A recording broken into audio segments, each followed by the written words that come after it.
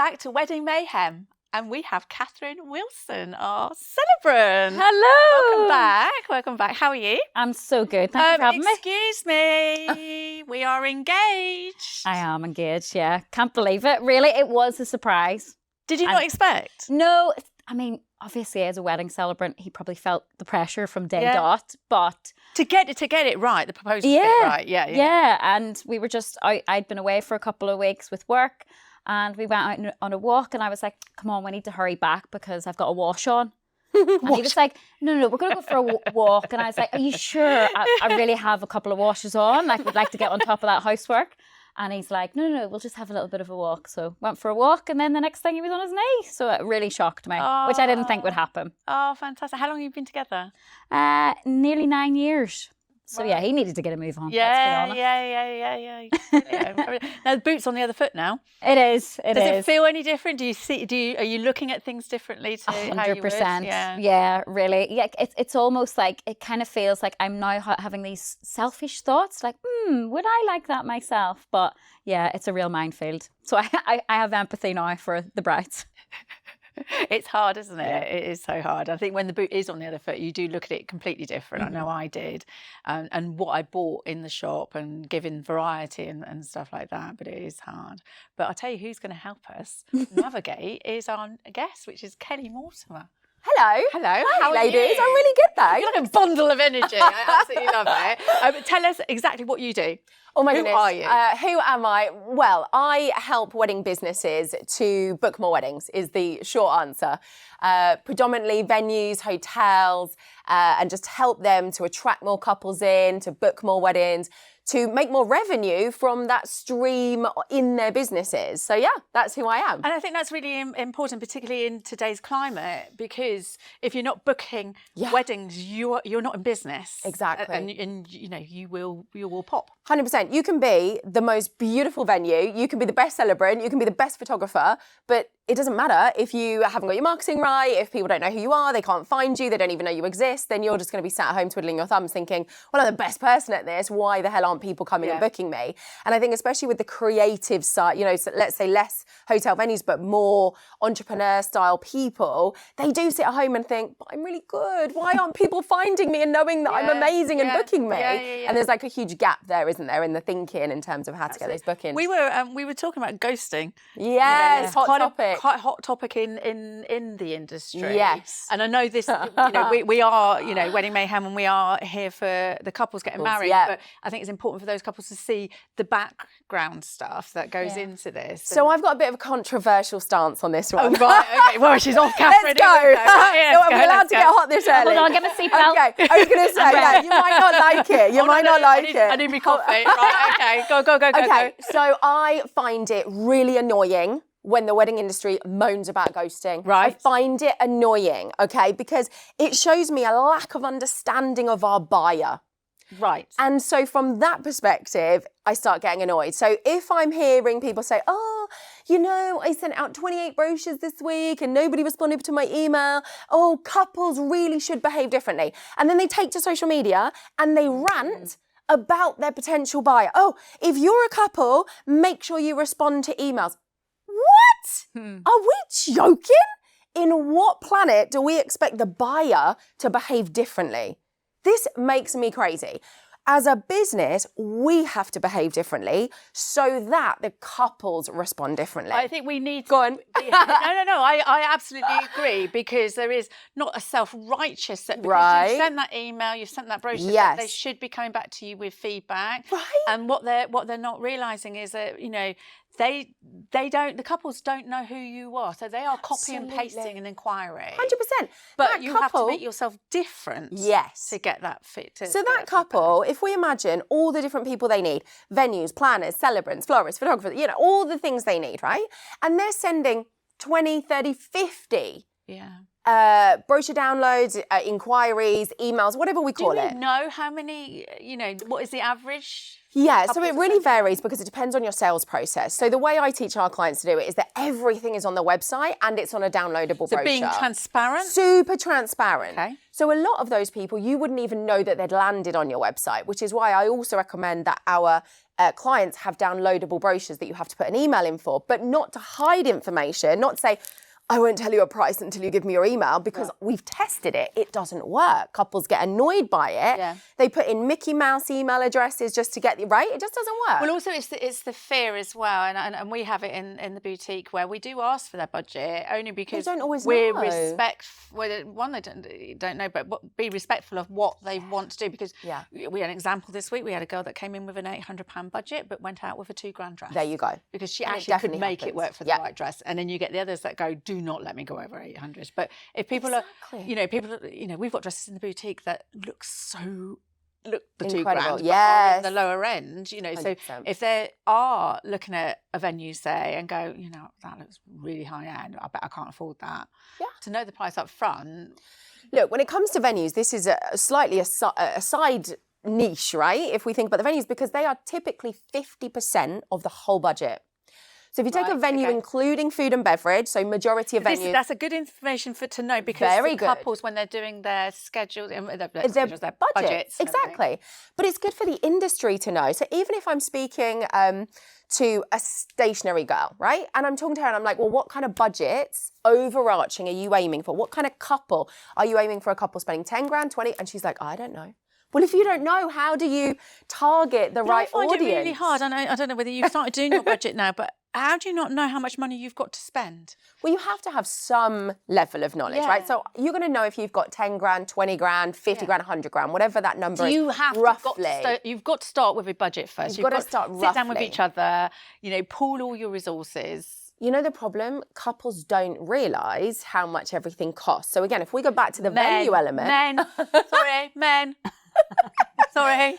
Well, and we've also got the opposite, right? Where the brides will show you the picture of £1 million wedding and they're like, I want this. Yes. And you're like, oh, you can afford the chairs. Right? Like, that's it. To hire. Oh, don't get me started on that.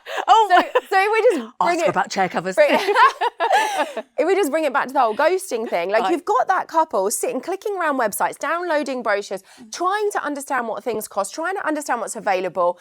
They don't know what's included in a venue package, so they've got to download everything. We then say that's an inquiry that's ghosted us. No, they're researching. It is research. It's not really an inquiry. We can't take that personally, but we can control how we stand out. But when it is your own business, I get it. I've been doing this 23 years. And take it personally. And when they're in the dress and then they're saying it's the dress, they've cried. And everybody's cried. And then they don't come back. And I'm like, so for me, that's a different level. Was it me? Ghosting at that point, or when they've met you or had a meeting or a Zoom, and then they ghost you, I totally get. That's that's a whole nother level. Right, okay. But I think from these first emails, which is what most people are saying, right? Oh, I sent out 50 emails this week and nobody responded, and I asked them if they were keen. They're just getting information. They're just trying to look at pictures and get pricing. Old school sales and marketing training was chuck the mud at the wall and some of it will stick. So when you have got old school management, that's their mantra is that's chuck it out.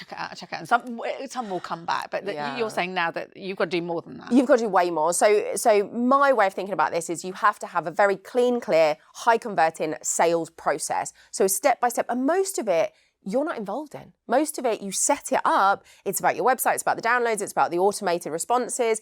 And the thing is that the wedding industry doesn't like it. The wedding industry, because we all want to be high touch. No, I want to give my couples this really amazing experience. Great, once they book you. I could just feel her going off now. Once they book you. But when they're sitting at home clicking around websites, downloading brochures, they don't want high touch. So we're all over here being righteous, as you said, there's the right word for it. Oh, everyone's ghosting me. I want to be high touch. I want to talk to all my couples. They're not your couple yet. It's so true. Hold on, let's split the process, right? This is research over here, automated, everything available online, digitally, easy. Yeah. Once they get into your world, they're talking to you, they're meeting you, then we go high touch VIP. Okay. Right? But we try and make couples behave in a way that suits us instead of looking at how couples behave and then adjusting the business to that. Yeah, and I find this with my couples that come into me and inquiries that come in going, they feel that then they can't approach these suppliers or these Too venues. intense. It's too intense. Too intense. Yeah, they So get frightened, they back off. And then we're like, oh, let's get them on the phone. right? Right. And this doesn't work. Our couples, did you see the research that came out last week from one of the universities? No. That people, human beings between 18 to 34 have actual telephone anxiety. Yeah, right. They do not want to pick up the phone. Yeah. They do not want to, they cannot speak to a human being on the telephone. Yeah, well, I have it in the shop. I'm trying to, we've got one of the girls coming up through the ranks. And I went, right, you're on telephone. She's looking at me and going, what, that? She's between 18 to 34, Yes. right? So this is a real thing. And I think, for people of my age, that we find this weird, like, because I've been picking up my dad's business phone since I was about 7 years old and taking messages. So for me, it's not an issue. But we have to respond to the way people are buying today. Okay. And they don't want to talk And on the phone. what do our couples want? What do our buyers want? They want to be able to sit at home, 10 o'clock at night, click onto websites, click onto your Instagram, click onto a downloadable brochure, access everything with one click, one touch of a button. Yep, they'll pop in an email address if you've already been open about the pricing so that you can gather that. You want that data, you want that email address so you can then continue to market to them. But they want it all laid out digitally without having to speak or connect with a human being yet. Yeah. Because I think that they're busy now. Very busy. Work time is becoming, they're going to all work early, busier. they're coming home late, Yeah. and, they haven't got time to, spare up going visiting places. No, and why would you when you can do everything online? We can research online. Why would I get off the couch and go walk into places and meet with people? It's the same, I'll have photographers or something. Oh, I wish my couples would just come meet me for coffee, then I could win them over. Yeah, of course. Wouldn't we all just love our clients to come have coffee with us? But they won't. We have to make this digital journey really strong so that then they will take that road and then we can give them that high touch. So this whole ghosting, just to bring it back to your original comment, this whole ghosting thing, when I see people complaining about it, all I see is, well, what are you doing? What are you doing in your business? Instead of just moaning on social media and making posts that make couples feel bad, why don't we change what we're doing and look at the bit we can control? I think it's important as a supplier to the wedding, I don't know whether you agree with this, that you've always got to up your game. 100%. I've learned so much in those last couple of minutes you've just because it does make sense, because we do take it personally. These are personalised services and they're very important to us. And a lot like yourself, it is the point when they've basically sold you the dream and you think they're on board, they're my couple now, they're going to work with us. Then the ghosting hurts. Yeah. And it's like, what should I have done differently? And it could be something as silly as a social media post I did 6 months ago where I was being like, stop ghosting me, that kind of thing. So it could be that. So I need to take a look at myself. Yeah. So yeah, I get it. Imagine how they might feel as a buyer if they see any of those kind of comments. And, I see a lot of the big accounts posting things like this, and then suppliers and venues will reshare those posts and they think, oh, well, it wasn't me who said it, I just reshared. Don't be passive aggressive. Come on now. Let's not do that. Say that, but I think, it's a way of making it go, well, it's not me, it's them. Right? But come on, let's all be grown-ups and put our big girl pants on. But we I need think to adjust also our couples business. have, it's not just the suppliers. Don't, if you're a couple going out there, don't promise, I'll be in touch. It's like dating, isn't it? But don't you I'll think ring they you. don't know what else I'll ring to you say? because you've hoped it. Yeah, I know, but maybe. I think for me, a lot of the time it is they haven't done research. Yeah. So I assume that they have. Yeah. We've had a lovely conversation. A lot of the time I like to meet my couples on Zoom because it is a very I agree. personalised service It's a great for way me. to do it. We have a quick chat, less than 30 minutes. We really meet each other and enjoy each other's company. See if you're a good fit. And then they'll reply and be like, by the way, how much are your services? And I just send them a direct link and a PDF that's already on my website, but they didn't do the research. Yeah. So then they'll come back and they'll say, by the way, Catherine, loved meeting you, but how much? And then I'll reply with that, and then I'll never hear from them again. So of course, you know, as a business owner, that is upsetting. And this is your personal business. Exactly. As well, you know, Yeah. so, and you care. Yeah. You know, But maybe it is something that I need to, you know, you've got me thinking, maybe it is something on my website needs to be, when they book in a call, please download this PDF. So when that call is booked in, there should be a sales process that Yeah. immediately they get an email that's like, yay, really excited to meet you on Zoom. Before we meet, here's another copy of the brochure. Inside the brochure is the packages and pricing. So that you know that they've seen it 99% of the time. This is why she's little great. pieces. Yeah. Well, this is why I really wanted you in, because Because you deserve more bookings, right? You're shaking up the industry. You're grabbing hold of them and going, right, improve your business. Yeah. So, you know, when our couples get married, they're having the best experience. I'm always looking, so I talk a lot about I don't know sales. why I'm doing No, this. no, that's what I'm doing. I talk a lot about sales and revenue, which scares people. Like, they don't like it. You know, it's, but I just love making cakes. Okay, but we still have to have sales and we still have to have revenue. Otherwise, your mortgage doesn't get paid and you don't serve anyone, and you've got right? no money to buy for your ingredients. Exactly. Yeah. So sometimes people get a little bit like, oh God, she just talks about sales all the time. But the reality is, I'm looking at it from a couple's perspective. I'm like, let's put ourselves in that couple's shoes. Mm-hmm. How are they finding this process with you? It's not about how amazing you are on the day. It's about how do they feel when they first come across you online? What's that experience like? Because that's the piece that has the biggest impact in today's world. Yeah, it's hard finding your people. Yeah. Because it's very diluted. Is that diluted the right word? But there's loads of celebrants. There's loads of wedding dress shoppings. There's loads of, you know. Couples don't know who's the right one for them. Yeah. So again, in our messaging and our marketing, that's up to us to help them feel, oh, she's my girl, right? I'm going to get on a Zoom call with her because I really feel like she could be my girl. Otherwise, everybody sounds the same. And lots of businesses do sound the same. So when we do the ghosting thing, when I start with a client and they'll say, oh, nobody's responding to my email. And I'm like, tell me what the first sentence is on that first email. And 99%, and I work with businesses in America, UK, and Australia. And they all say the same thing, all of them. Every venue, every planner, every celebrant in every one of those countries starts their first email with, congratulations on your engagement. I do. And thank you so much for your inquiry. Outed us. I'm just going to leave the building. Right. Do you know what? You just stay there. Me We and Catherine started this conversation got- with congratulations. We've got work to do. We've got to got go work to change do. all our... Okay, Delay. why? Let's just talk about why, right? Yeah, why why? this doesn't work. Okay, first of all, if my inbox is full of 50 responses, so I'm the bride, my inbox is full from florists and celebrants and venues, and every single You've got a person preview panel. says the same. Yeah. Of course, our couples are like, how do I know which one is? Oh, nobody's jumping at me because we all sound the same. It's so bland and it's so generic, right?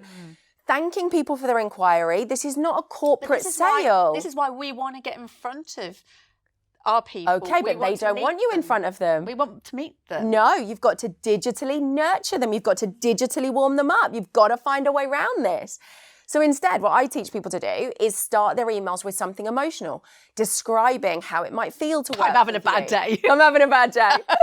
How they might feel. Or what I love to do is also match to see if they're the right couple. So we might start something that says, if you're the type of couple or if you're the type of bride looking for XYZ, if you're the type of couple looking for this type of ceremony, then we could be a great fit to work together. So we go straight in. They've got no time to waste. They don't need all the fluff. They want to feel and read They want to get something. to nitty-gritty, don't Yeah, give me some they? They words. want to know how much you are and have but not in the first sentence. Oh, okay. So you want to start with emotion. So I teach a first email that's emotion, logic, emotion. Right? Now, this is like a 1 hour masterclass, so we won't go deep on this. Yeah, but I have lots of questions here. And we're wrapping up for today. So no, you want to start. Our Zoom was very long. The first paragraph needs to be an emotion-led, descriptive couple of sentences where a reader can go, oh, yes, she feels like my kind of girl. Ooh, and now I'm going to read some more. Now I'm going to settle in a little bit. Okay. I'm standing out from the pack. Okay, and it is standing out from the pack. By describing either how it feels to work with you or the type of couple that work best with you. What can businesses do once they've got their booking? Because what I'm finding is from my couples that are coming in, I mean, we've got a massive big support system in our boutique that we are with them. We're holding their hand right to the end. But we are finding that, you know, girls are coming in on their various appointments going, not heard from the venue. Yeah. Not done this, not heard from that, not heard, Yeah. you know. And then the ghosting is reversed. It is. So I do speak to, especially my venues about this, because if I'm honest, the suppliers and vendors tend to be a little better at this, where they're a little bit more in contact with their couples. The thing is, and I always teach this when I work with venues, is that we do this lots of love in the beginning to get the contract signed. Like we're with them, we're on top of them, we're calling them, we're like, come in for a tour, do this, do this, do this. And then they sign the contract and we're like, okay, bye. Yeah. Because they're often booking 2 years in advance. So the venue doesn't need to do anything with them until like 6 months before. Yeah. And so what I teach our venues to do is a really good onboarding process. So we often think of onboarding like new staff, but I teach them how to onboard couples. So once they've signed the contract, what is the experience they have in that first 30 days that sets them up? And then after that, we can start backing off, but don't just ghost them the day after turkey. that. Yeah. But I've got your venues money, don't bye. realise Yeah. it's not that they've got the money. They just like, okay, well, we don't need to menu taste till 6 weeks before, so we'll see you then. Like, they don't realise how that feels to a couple. And then when I teach them and I show them, look, let's put ourselves in their... Right? Yeah. Let's put ourselves in the shoes of the couple. How might this fit? Oh, yeah, we hadn't realised, right? So we do this beautiful onboarding where they get a welcome pack, where it's got all the questions. It's like a wedding planning Bible for the venue. We There's do venue like a specific. what happens next. Yeah, but it's like extensive. And obviously each venue can do it differently. So some of our more corporate venues have to do it a little bit more corporately. And then some of our family run venues, they might do a little video series that goes out once a week after the booking. Like, okay, this is the first thing you need to do this week. You've still got 2 years to go, but I'm going to give you a 5-minute video of things to focus on this week. Brilliant. And letting you know the timeline. Okay, we might not chat for another few something months. like that. Yeah, I can hear you go, tick, tick, tick, tick. Right? Get my notes. So think about She's the giving you a bill after onboarding. this. No, it makes perfect sense because you don't want to be like left behind. And I deal with couples all the time who are like, I haven't, like you said, I haven't heard from my venue. I haven't heard from any of my other suppliers. And I'm like, well, do you want me to speak to them? You know, Yeah, should so I you have end up that being like a chat? planner. But this is what I'm saying. But that's not part of my role. It's not. But isn't every supplier, don't they end up being a bit of a planner? Yeah. You know, and an agony aunt. But most people haven't done it before, right? So they don't know what their expectations should be. So if there is a venue, for example, sending out things, this is what you should do next. This is, you know, they are helping them as a planner would. That's right. Yeah. And often the venues do have to step in if there isn't a planner and be more on the planning side, right? Coordination. Yeah. What's your biggest ick? I I'm You're scared to I ask need to ask her this question, but I'm like... So you actually just mentioned it. Ghosting. The chair covers and bows. Oh. The Right. chair covers and bows. Okay. I cannot cope. Now, I cannot cope. if you are a couple that has chair covers and bows, this is not 'Cause an they are anti thing to coming you. in, You have your chair covers and bows. I don't mind. This is not against them. This is about chair covers and bows in marketing imagery. That's what I can't cope with. Why? Because it loses sales. So if you Does pick, it? yes, it absolutely does. Why? And again, venue owners get very upset with me when I say these things. But I am not here to sugarcoat, right? Like, I'm here to tell it as it is. Are we wanting to look at clean aesthetics? Yes. Okay. So picture a brochure. I've got 2 venues. They look lovely on the outside. Maybe inside they look exactly the same. Yeah. But this venue in the brochure shows a picture with the ceremony set up with the white stretch covers, or maybe they're not even stretchy. Are they deemed to be dated? Yes. And they've got like pink bows round them, or like whatever colour bows, right? And then this one has just got Shivari chairs or the Isla chairs or whatever, just clean, modern chairs, okay? This brochure, the impression, the subconscious message is old, dusty, dated. Okay.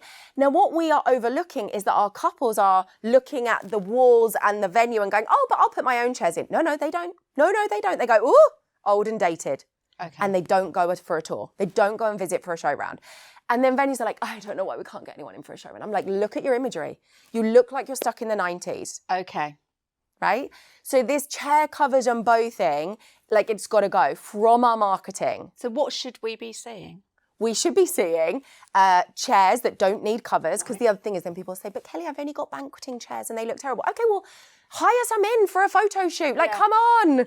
Because you can hire, if a couple's getting married, they can hire chairs and stuff like that. And many venues do have decent chairs these days for weddings, or we have to hire them in, or they're in the packages or whatever. But the point is what we show to our couples. So here's the big thing, right? Our couples find it hard to look at a venue and picture it decorated differently. Yeah. Right? They can't We really. have it with the dresses. I'm sure you can add straps to that, and even when we put it on, they still can't see it. So we have to lead. We have to be the leader in this. So the imagery has to show the room dressed to its best, right? Which is why we do a lot of photo shoots for our clients so they can actually see, the couples can see the room. Okay, I can see how it would look. I like to use lots of plinths, lots of high flowers, give a little drama. So even if I've got a really boring blank space, with some high flowers and plinths and some nice chairs, we can make it look much better. And the couples will then come and say, oh, that deck, I have that. And then the suppliers who worked with us on the shoot get tons of work from that one picture we created. Yeah. Because now the couple doesn't have to make it up or imagine or use like some clever CGI, whatever, AI. They can just look at it and say, oh yeah, can I have my ceremony like that? It can be really scary for a couple.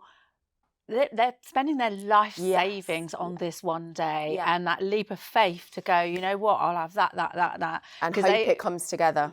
Because they are buying stuff in isolation. They're doing their flowers in this place. Yeah. The next day they're tasting it and hope on the day that it all comes together, and they'll never see it. And then they'll buy favours that are bright red, pop them on the table and ruin the whole thing. Listen, I had red favours for my second wedding. But if your whole decor is white. I love that you went first thing. I know, I do have to count them down. You wait till I start calling them their names. I have to go through the registrar. No wonder you love weddings. Yeah. So that's my big ick, is the chair covers and bows in marketing imagery. Can we just lose it? Can we make it illegal? I so agree with that. Don't you? I do agree. I've never liked a chair cover. One of my ex-boyfriends had that was your question with the wheelie chair, the office chair. The office chair. Tell her about that. With chair covers on the ex-boyfriend who got married. Yeah. Oh no. Yeah. I don't even have words for that. So do you know what? Satisfaction. Yeah. It's not me getting married. No, thank Fine. God. Like maybe she really had a change of heart when she saw that. Made a big mistake. Maybe she even organised it. Who knows? But yeah. You know, I've got to ask. Add-ons for these venues. Yeah. You know, because they go in, couples fall in love with a place, and then they go, I want those chairs. Yes. You know, and they've already got these chairs in a cupboard. So why am I paying extra for these chairs when they've already got them? So it depends, right? Some venues include things and some they're extra. Yeah. They don't always own those chairs. Right. So it might look like they are there on site, but they're actually from a decor supply company and they simply store them at the venue because it's more expensive to constantly send a truck from the warehouse with the chairs. Okay. So they often actually have to pay the supplier company every time those chairs are used. Rolling. And those pads that get taken on and off, they need cleaning every couple of weeks, right? They get really dirty, so there's a cleaning charge for that. Yeah. So it's not that they're trying to penny pinch and be difficult and say, oh, there's another £1 for a chair. Like, it's actually that there are costs involved. Right, And so often it's that. For many of our venues now, we see it just built into the price. So when I work with venues and we create packages, I pretty much always say, look, if you know that 99% of people want this chair, let's just build that extra £1 into the package because it feels nicer. Yeah. I'd rather pay an extra £1 on the total. Because I think couples, when they're getting married, you know, they're like, oh yeah, that venue's looking really nice. Yeah. And then by the time they've added this, they're adding another £4,000 on top. And it's taking them way over their budget and it's really hard. Yeah. So for venues to be transparent. So I actually teach a value ladder to all of our businesses, venues and suppliers, which is the way I teach pricing and packaging, which kind of counteracts this problem. So the long and short of it is that you have 3 specific price points, low, mid, and super high, like super VIP. So what this does is... What does that look like? So it means double the middle price, okay? Double the middle price? So most people teach pricing like, oh, have top, middle, and bottom. No, don't do that. Have like minimum I'm prepared to get out of bed for, and that's probably not available on my key dates. So that might not be my Saturdays in summer. That might be my winter, my midweekers, we're getting hump day weddings now. Right? But for many people, they want you, they can't quite afford you, but they are having a Thursday wedding. So great. Oh, you're in the budget now, okay? Are you seeing more midweek weddings? 100%. Yeah, I did a couple last year on a Monday. Yeah. Love it. Great day to get married. DJ because the venues are giving them better pricing, so they get a better overall budget. Now, here's the thing. Again, I get, especially the suppliers will say, but Kelly, I take the same picture on a Monday that I take on a Saturday. It's the same quality, right? It's the same ceremony you do on a Monday to a Saturday. But pricing is about supply and demand. It's got nothing to do with quality. When I fly to the Canaries at half term with my son, it cost me triple what it would have cost me 3 weeks earlier. Yeah. Same plane, same gasoline to get there, right? Same seat. It's supply and demand. And again, this is where our suppliers are not thinking as a business. Right, so let's go back to the value ladder. Minimum prepared to get out of bed for on my non-peak dates. Yeah. Then I've got my middle package, the one I want most people to choose most of the time. It's going to be like my popular one. I want most of my weekends booked out with this. Then I think, okay, let's say that middle package is $5,000. Depends what we do, right? $5,000. If a bride came to me and said, but I've got $10,000, what could you do for me? Create a package that's double the price. Add on all the bells and whistles. Absolutely throw everything at it. And remember, the more I pay, the more I want an experience, not just stuff. So now we have a value ladder that shows bottom, main product, and super VIP. This makes your couples see the difference of all that stuff that's in the VIP and what's in the middle one. Right. So they're already gathering knowledge and they're already seeing it. And psychologically, more people will feel they got better value in the middle because it's next to a massively high price point. So as businesses, we can actually help people to feel that we're better value by showcasing these pricing. Now, I always say to my businesses, like this VIP thing, you're probably never going to sell it. Like it's there to do a job. But you have to be able to deliver it because once in a blue moon, someone's going to say, oh, yay, I will take the VIP option. But I think giving people options is good, isn't it? Of course it's good. I mean, what would you do for VIP? Do it nude? I've already been asked to do that. Have you? Yeah. Oh, you're doing it? No, I'm not. Yeah. Oh, Catherine, please. It was a polite no because basically they're nudists, so they wanted someone who could perform their ceremony completely nude, and I was like, I'm sorry. You were like, can I do a bikini? I'm just not the celebrant for you. Do you know what I mean? I'm sure there's people out there. It's a very niche. It's very celebrant. The naked celebrant. Celebrant. If anybody's up for that, that's I would it. support it's a new you. business I'll idea. do it. You need to trademark it. I'll do it. Will you? Yeah. Okay, she'll do it. Here we go. Bring those people back. They've got a booking. I'm over that age now. It doesn't care. They want to see this unclothed. That's absolutely fine. Like I'm a very confident person, but with my clothes on. So I think it would have to adjust my performance. I think you would have to just constantly make eye contact, wouldn't you? There's that thing, isn't there, where people say when you stand on stage, you've got to imagine everybody naked. Like you wouldn't have to imagine. They just yeah. It wouldn't be, but I don't think it would be me looking at them. It would be them looooking at me. Yeah, because and then I would be thinking about myself. And to be a presenter, you have to be present. Yeah. So I'd be like, oh, I've got an itchy bum. Do you know what I mean? Like it would just be thinking about other things other than that. Precious. You just need to wash. And also like the bikini wax. Would you charge extra for that before the ceremony? You could extras on top. Extras. There's your. I mean, where can we go? I mean, talking fully wax celebrant. Talking about this, what changes are you seeing in the industry? What are couples wanting now that venues and suppliers have to be doing? Yeah.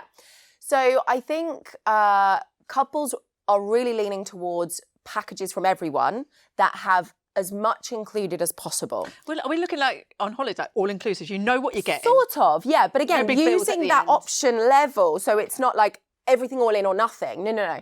But I think that those days of a la carte, bespoke pricing, couples just find it irritating.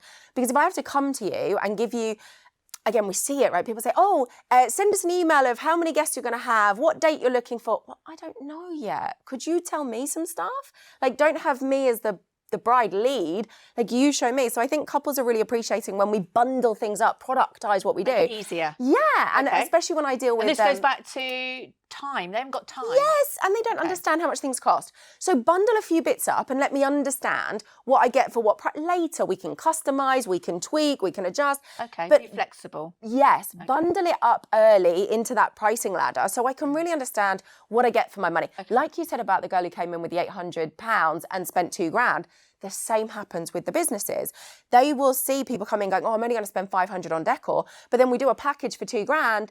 And they're like, but look, everything I get for $2,000. Perfect. We'll take it. Yeah, done. Quick, done. Easy. Easy. It's all bundled together. We need to be making things easier for couples. Yes, so much easier. But if we're packaging, are we including in that? Are we being tied to suppliers? Are we having their DJs and that? Sometimes. I'm finding that they're wanting to go off and have their own DJ. Of course, their own celebrant. They're wanting their own options. And this is why for every business it's individual. How you package that up, what works for your couples.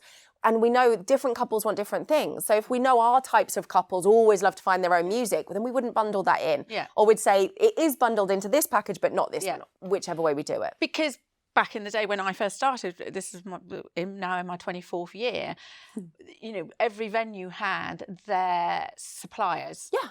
And from there, the suppliers would then give them 10% of that. So they weren't necessarily the best. Yeah, yeah. But they were the ones willing to give back to the venues. And that's still happening today. So I got two thoughts on that. One is I don't see it all that often anymore. Certainly, when I was in London, in the 5-star venues, it was, you know, illegal for us to do that. Yeah. So certainly at the 5-star luxury, I mean, I say illegal like. Oh, okay, police weren't going to come. As in illegal for our team. Yeah. Okay. As in we weren't allowed to do it in that way. So it certainly was frowned upon at the luxury end of the market. Like that's not how we run.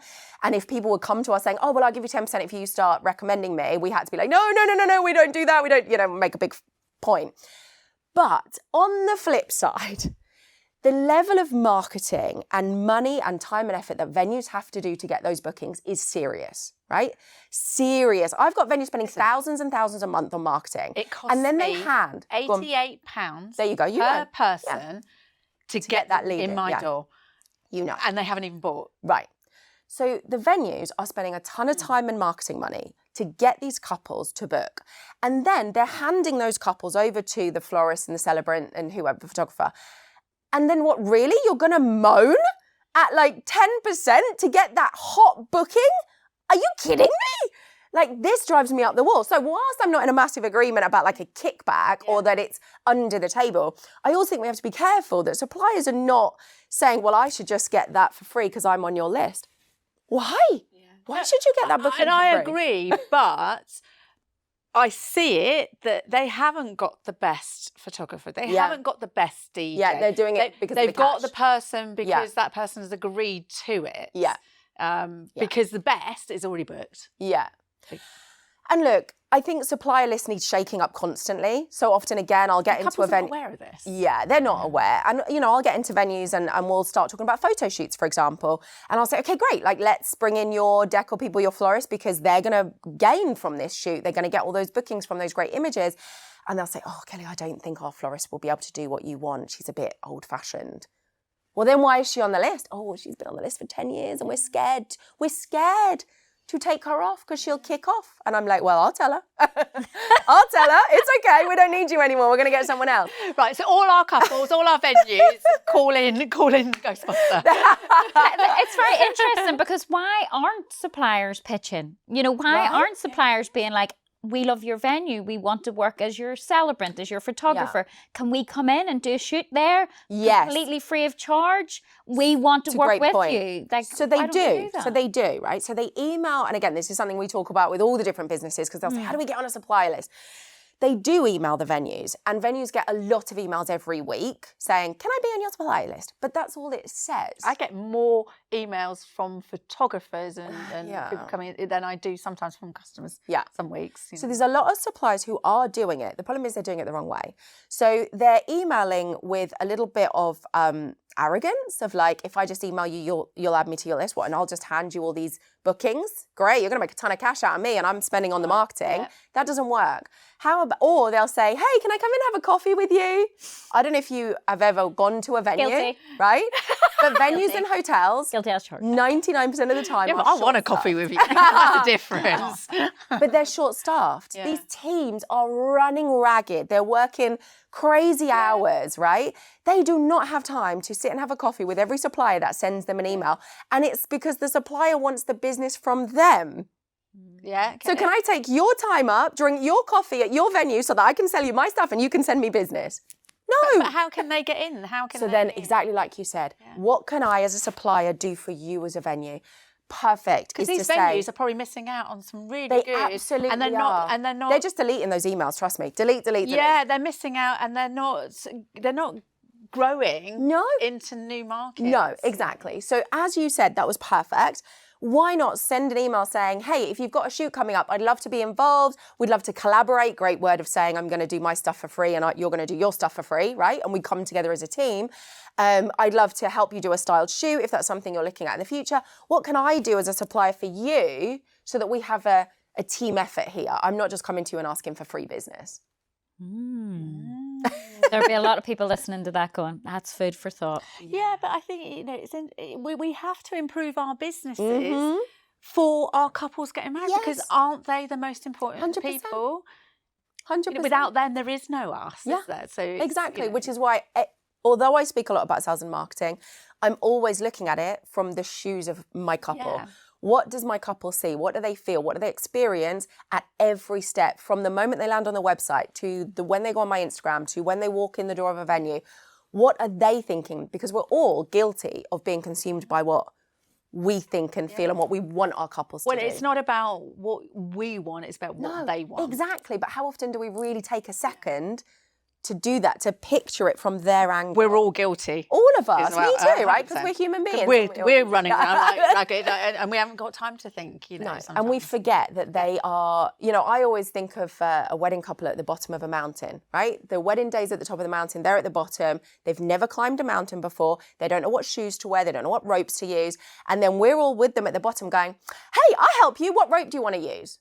And they're like, no, I don't know what rope because I've never climbed the mountain. Okay. Like, we have to change the way we help and lead them. It's our language to them, isn't it? Right? Or we'll come at it like, okay, you tell me what you want and I'll create it. Well, that's like, you tell me how we should climb the mountain. I don't know, I never climbed a mountain before.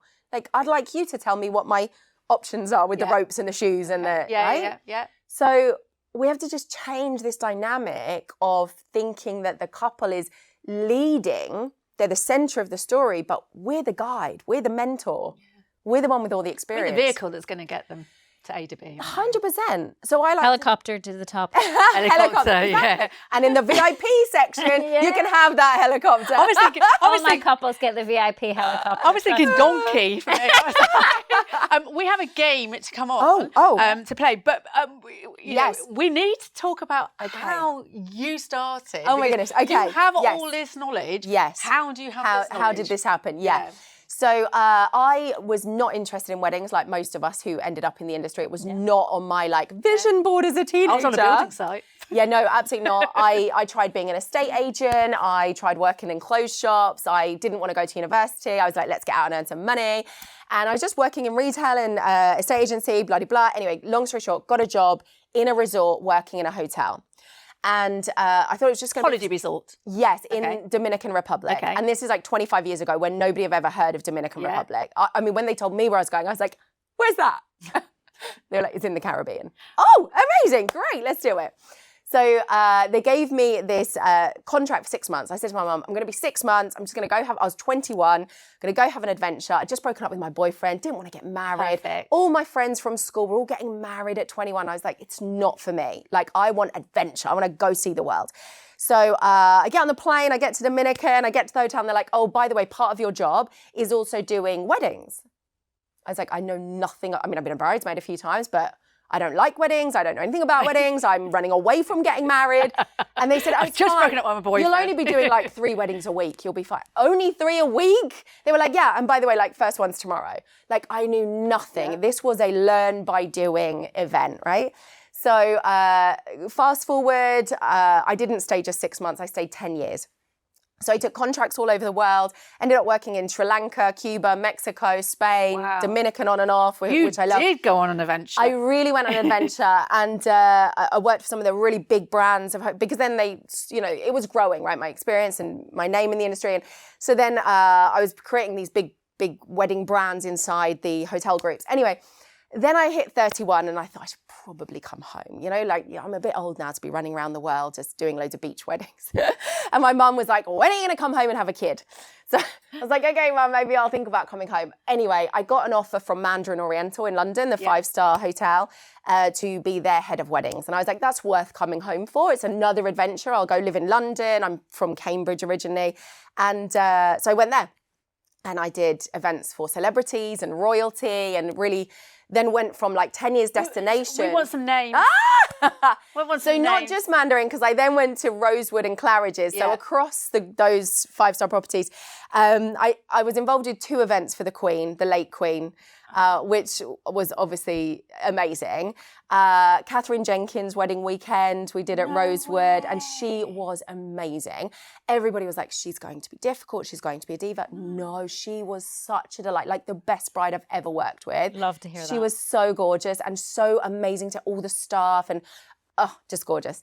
And lots of just high net worth society couples.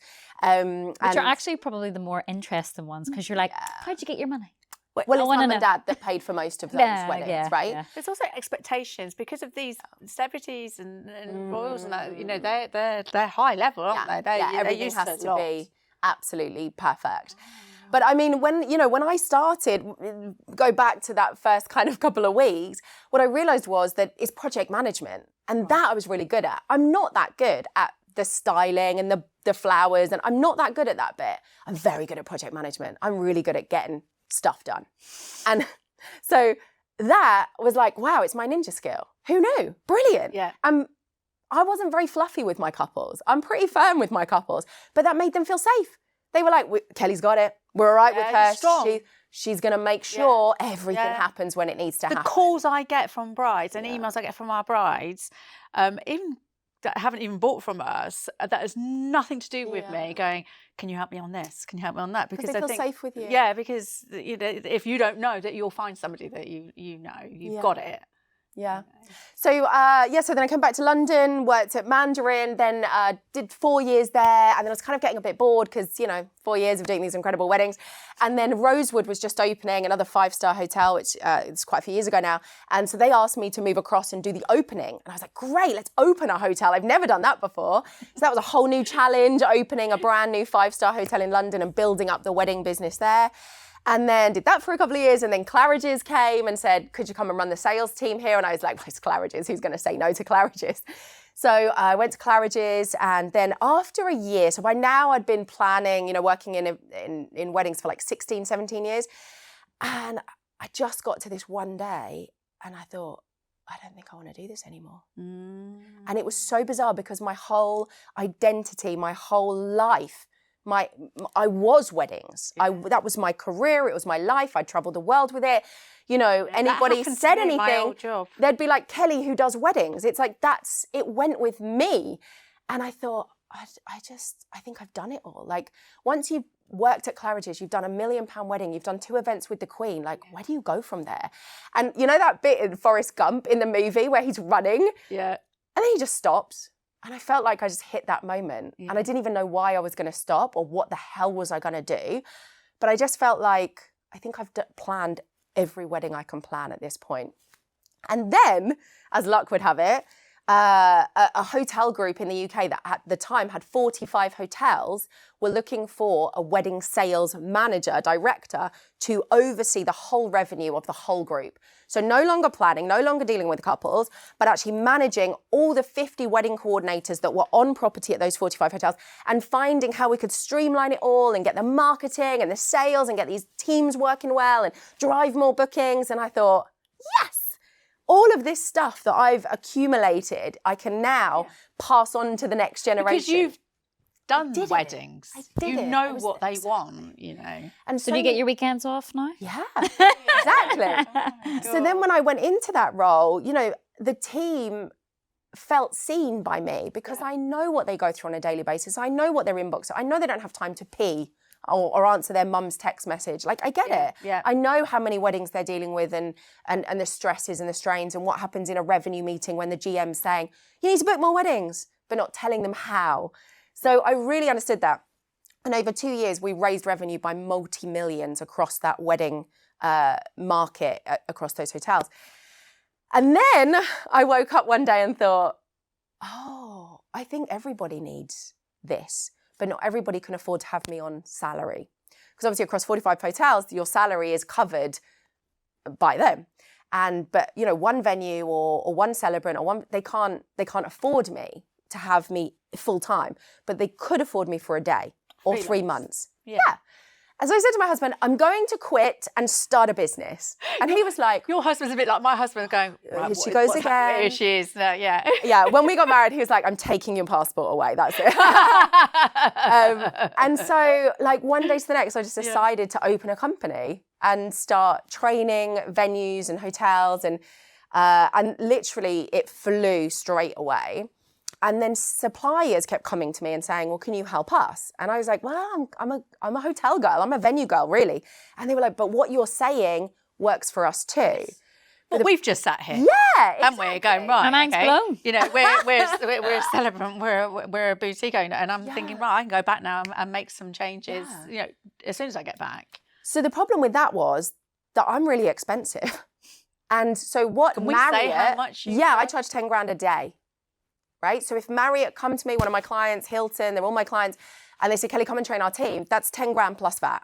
Mm-hmm. Now I get that if you're a photographer and you're earning 30 grand a year, that is not a good Not ROI. viable. Yeah. It's not good. Yeah. I get that. Yeah. So they were coming and saying, can you help us? Can you help? And I was like, I don't know how, because like it doesn't make sense for me as a business owner. And I have a team and we have everything as well now. And so we started an online training portal where I can train people as a group of people. Brilliant. So they can pay much, much less Yeah. and access exactly the same stuff I teach for 10 grand a day on an online portal, on a live Zoom call. I'm not saying you're intense, but when you're actually working, no, but when you're I working am intense. But you're working for these venues, you're in there and you're I'm making big changes. You're I'm ripping the wheels off. Yeah, you're busting the shit out of it, aren't you, basically? Yeah, I can see you go, right. Yeah. They're all like, shit, she's arrived. Yeah. You know. But sometimes they need that. Yeah. Like, and often if you've got, I'm going to be really generic here, but you know, you've got older male general managers of hotels who have always done it a certain way. You've got to go in a bit bull busting to get them to wake up and realise why they're not. I don't think it's just the old men. I think it's a lot of them. But it is a lot of them. We see it at wedding venues and exhibitions and stuff like that. And you know, it's the fear of change. It's not that they can't. No. They can. We're going to get shouted at. You need to spin this. Right, I got to spin it, have I? I got to spin it. Spin the wheel. But you've got a funny story about the Queen. I have. Oh, do I have to tell you about my first kiss? You do? Okay, can I instead tell you much better story? First kiss with my husband. Okay. It's a much better story. Okay. So when I didn't meet my husband until I was 35, I was way too busy traveling the world, having a brilliant time getting. Busy. Yeah, I was having but why would I get married? I'm having the best time, right? Being single. So I didn't meet my husband until I was 35. We met online on Match, and then I walked in. You know, first time I've seen him. Obviously, I saw his picture. And as I walked across the bar, I thought, oh, no, he's not for me. Absolutely not. I'll just have a quick glass of wine and I'll make a speedy exit because I don't have time to sit here with someone I'm not interested in. And I'd love to date you. Oh, I think she'd be great, wouldn't she? And I'm a terrible wife as well. And so I sat down and he just was like, just being an idiot. And after 10 minutes, I don't know, I'd had a glass of wine. And I said, oh, I was 2 hours late as well. But I did let him know, I did text to say I'm stuck at work. So he'd waited 2 hours. And then by the time I got there, I don't know, he was talking about his ex-girlfriend in a nice way, like, oh, and she got sick and I took care of this. And like trying to show me what a nice guy was. And I was like, I don't want to sit here talking about your ex-girl. I didn't give a shit. So I said to him, listen, honestly, you're a bit of a dick and I'm going to leave. And he, oh my God, hold on, wait. He's like, I booked a table for dinner and like, please don't go. Like, let's just like try. And I was really hungry and I'd had a glass of wine. I was like, okay, I'll just eat something. So then he pulls out his A game, right? Now he's Mr. Charming. I said he pulls out his A game. Fine, okay. He's all Mr. Charming. He's making me laugh. I'm like, oh my God, this like, it's a different guy, right? Yeah. It's like a different side to him. And I said, look, I need to go out on the terrace. I'm a bit warm. You know, you're like laughing, you've had a few glasses of wine. I'm like, I'm just going to grab some fresh air. He's like, oh, I'll walk out with you. So we go out on the terrace. And he's chatting, and he says, I think I'm going to kiss you now. And I said, oh, I do not kiss on a first date. And he goes, you do now. And he grabs me and kisses me. And I was like, people don't do that to me. I'm the ball buster. Like, took you over. He totally did. And he just like snogged my face off on this terrace. And then that was it. I was like, oh dear. Oh dear. Yeah. That's That's a lovely story. It's a lovely story that I thought he was an idiot, and then he went. But that's the type of man you need in your life. You need someone He's a big alpha male guy. A ball buster. I totally did. And you know what happened? He'd been dating loads of girls, you know, off the internet, right? Yeah. And hadn't had to make much effort. And everybody's like, was just like falling over themselves for him. So when I turned up, he didn't think he had to make any effort because for the other dates, he hadn't really bothered. And they'd just been like, oh yeah, you're amazing. Yeah. And then I was like, oh no, our standards are way higher. You're going to have to make So way more effort. we bring this back to venues. Yeah, not making an effort, you know, up your game. Up your game, people. Get the dream girl. We want to hear about But the Queen. The Queen. Okay, so was she nice? I've pulled my microphone. Oh, I know. No, that's it. Hold on, we've That's got it. a little technical glitch. Are we back on? Are we good? Okay, so the Queen. So this was Hold on the a second. second time. Oh, no, you find it. So the first time was we did Will and Kate's rehearsal dinner at Mandarin Oriental, and it was all broadcast live over the BBC. I'll just drop that. But that wasn't the best bit. So then the next time I saw the Queen was at Claridge's when I was working there, and Did she recognise you? No. Hi, it's me. It's me. Hi, remember me? No. So there's a hospitality award that she used to give personally each year, and that was the event. It was a hospitality event in the ballroom at Claridge's, and just at the last minute, 10 minutes, but before, we suddenly realised that somebody had to ensure she went in the ballroom at the right moment. Now, because this was a hospitality event, my team were all in the ballroom because they were like guests of the event. So I said, it's fine, I'll do it. Like, I don't need to be in there. I prefer to be behind the scenes making it all happen. better. Yeah, it's good. I got it. And so, but then what happened was we're outside the ballroom, like in the little hallway outside Claridge's ballroom. Everybody's inside. And it's just me, the Queen, and her secretary. Just the three of us. No bodyguards? No, just me, the Queen, and secretary. They're outside on the door. They're in, like, nobody can get in. Nobody can get in. And so I'm listening for the MC to say the right moment, and we're stood there, but we kind of stand there for too many minutes, and she says, should I go in now, dear? But my adrenaline was a little high, and I'm really listening for the MC to say, and I'm like, no! So I screamed at the Queen, put my hand up to her face. You faced off the Queen. And she was like, okay. Not the hand. Oh, the hand. Oh, the full hand in the face. Because, you're like, come on, MC, say, the Queen, and I'll open the door, and in we go, and you don't want to mess this up, the Queen going in the ballroom. And, she nearly tried to go to her, like, calm down, Lizzie. We're waiting for a moment. So the MC finally says that, and I'm like, ta-da! We open the door and she goes, I'm like, oh my God, this is the hardest moment of my entire career. I actually I can't think of what you could have done worse there. I know, yeah. I mean, maybe kicked her, tripped her up. Maybe, yeah. Just choke slammed her to the ground.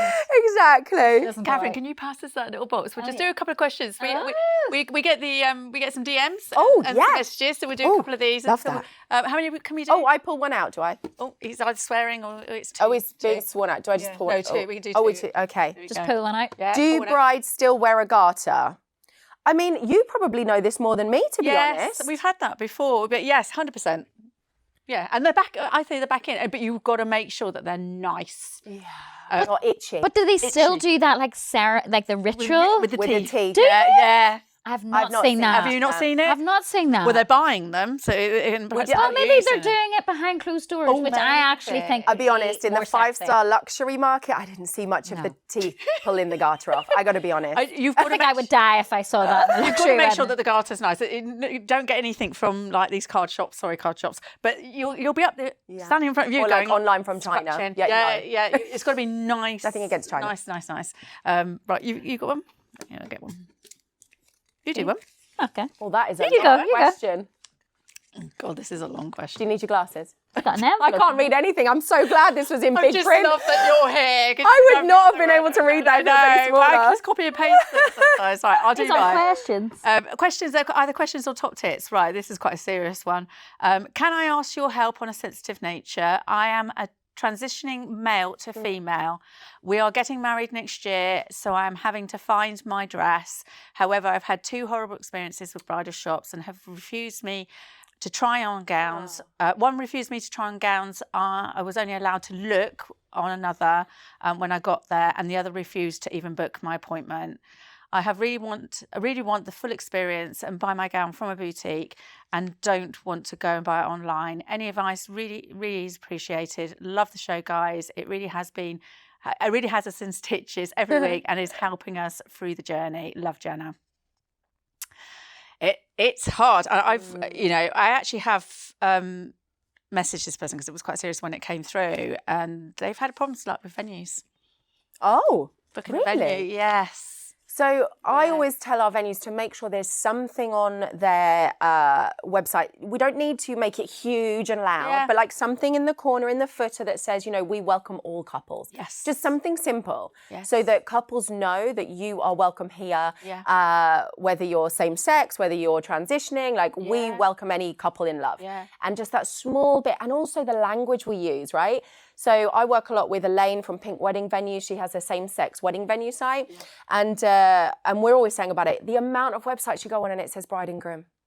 You're like, not every wedding has a bride and groom these days. Like, come on, let's use wedding couple. It is actually illegal to refuse somebody to come in to the boutique of any As it should be nature. illegal. Yes, absolutely.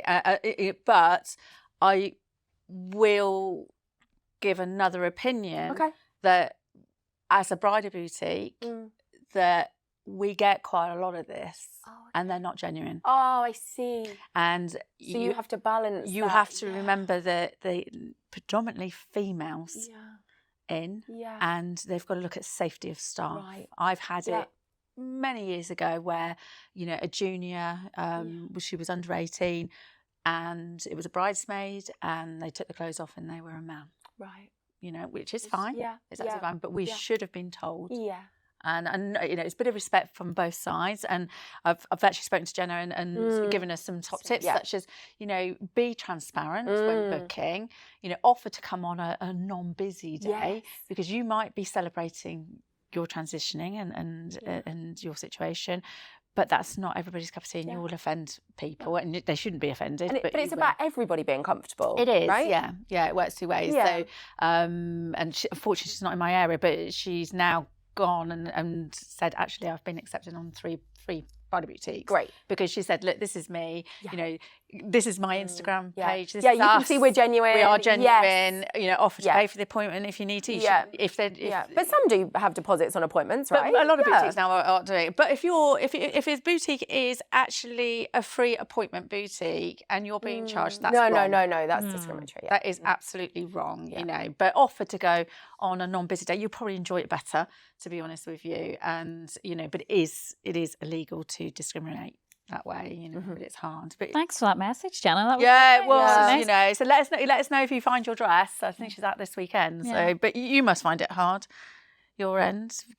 Do you not get anything your end regarding that they can't book celebrants or vicars or? Thankfully, no. I actually think on my end of, it's very inclusive, but it always makes me so happy when my reviews actually use that word. So if you have found a provider, a supplier of you that you have used, that you found them inclusive, that word is just, it's so special to me. Do you think, using a celebrant is the way to go? I mean, you're obviously going to say that, but for situations like this, because it's not frowned upon, it's, it's...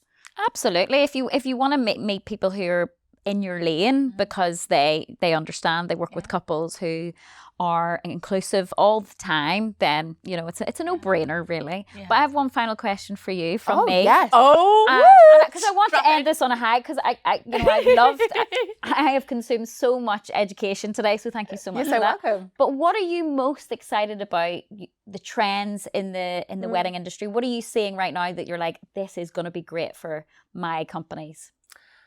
What am I seeing that's great? I think the ones that are embracing the technology that's available that makes the whole process for our couples easier. And I think the ones that are still stuck in the past and not embracing the tools that are available are going to struggle.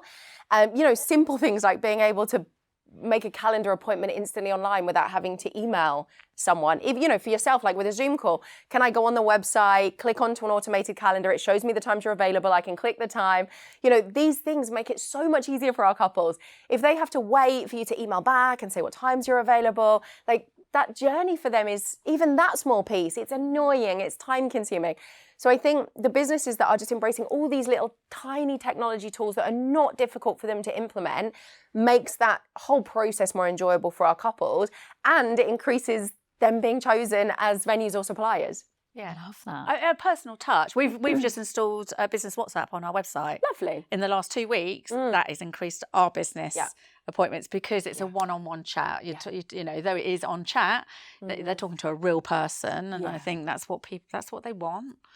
That, you know, so I think that we can have personal contact without physically going for coffee with them. But it's on their terms, right? So Yes. they're only going to do that if they want that. So it's allowing those people who do want it to be able to do it.